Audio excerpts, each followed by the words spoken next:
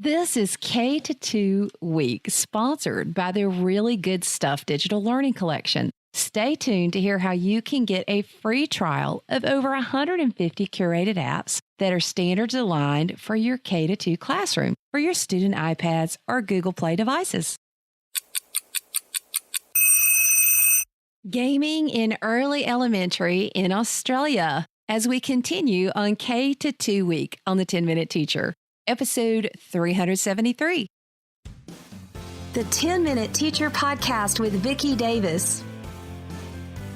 Every weekday, you'll learn powerful, practical ways to be a more remarkable teacher today.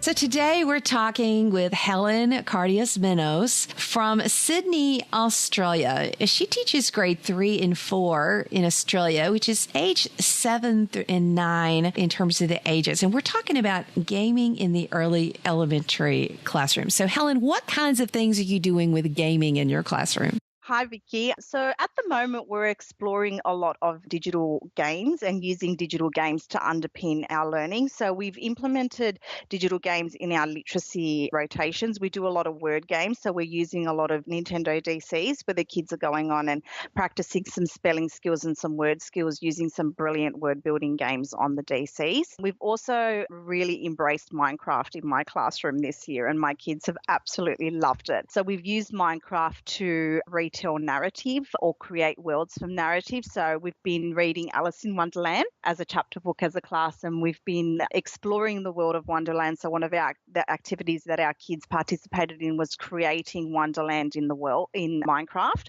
which was quite interesting to see the different interpretations of what students saw as Wonderland and how they used the elements of Minecraft to create Wonderland and express their understanding of Wonderland as a place. So it was really fascinating actually to watch that and experience that with the kids. Another way we've been using gaming is to underpin our learning in maths. So we've been doing a lot again around Minecraft and exploring 2D and 3D space. So we've been looking at how 3D objects function in a real world. So Minecraft lends itself beautifully to that kind of learning because everything is in 3D in Minecraft. So the kids have been able to place a block, look at it, talk about its sides, talk about its corners, talk about vertices and indices. They've been able to then stack blocks to create other shapes. So we've, gone from creating nets to actual 3D solid shapes and talking about the features of those shapes. We've used those shapes then as part of volume and capacity activities. So students then worked out the volume of the particular shapes by counting the cubes and doing some basic multiplication around that. We've also explored things like patterns and algebra and 2D space. So one of the challenges I set for my kids when we did a 2D space tessellations activity was we did it in our workbooks where we imagined we were tiling a bathroom floor.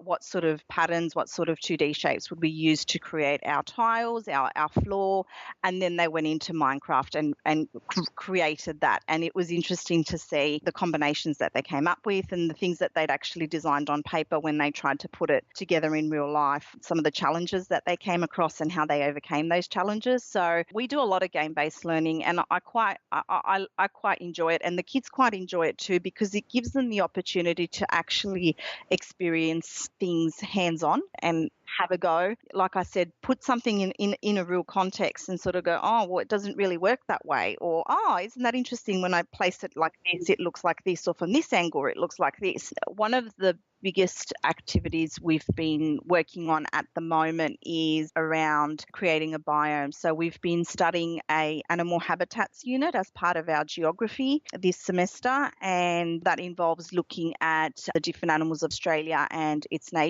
neighbouring countries, and looking at some of the biomes that those animals live in and how those animals live in those biomes. So tell me a little bit more about the biome game. Okay.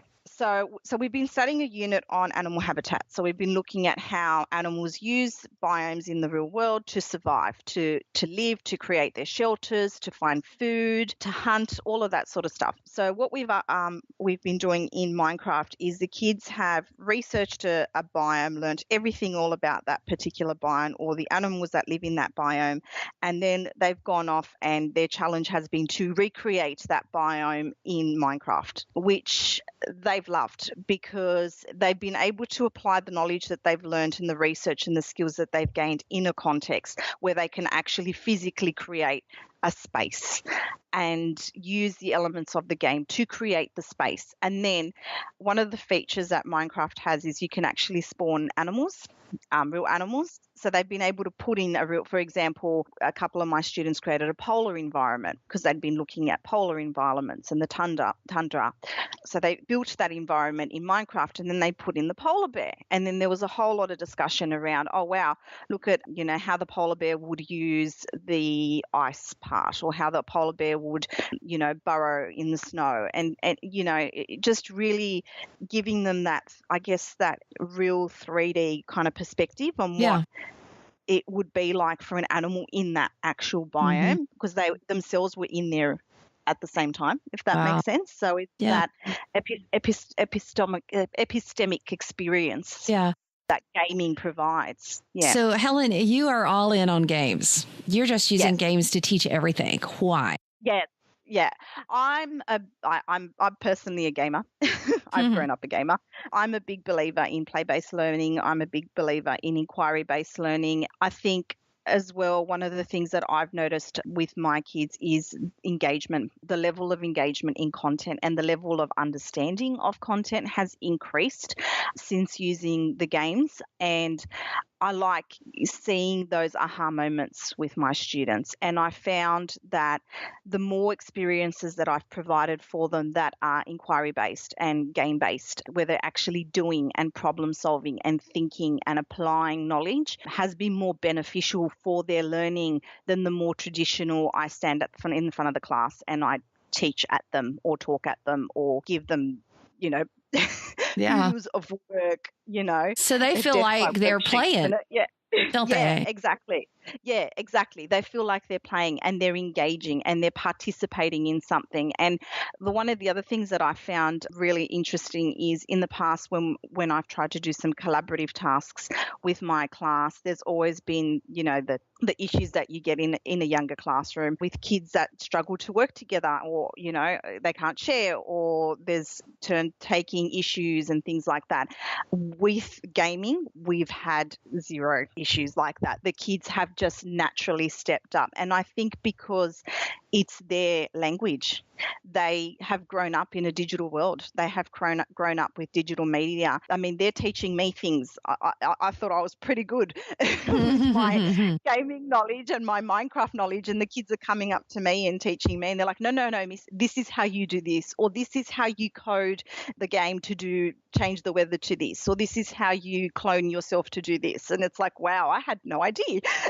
Yeah. And we want to stress that this is age 7 through 9. So the gaming and the fun and the excitement is the children are not teenagers here. They're younger than 10. So this is very exciting, listeners, as you listen to Helen and all of her excitement and what she's got going. There is a place for gaming in early elementary, and she's given us so many different examples of how she's really teaching in many ways to her children with many different games. So thank you, Helen.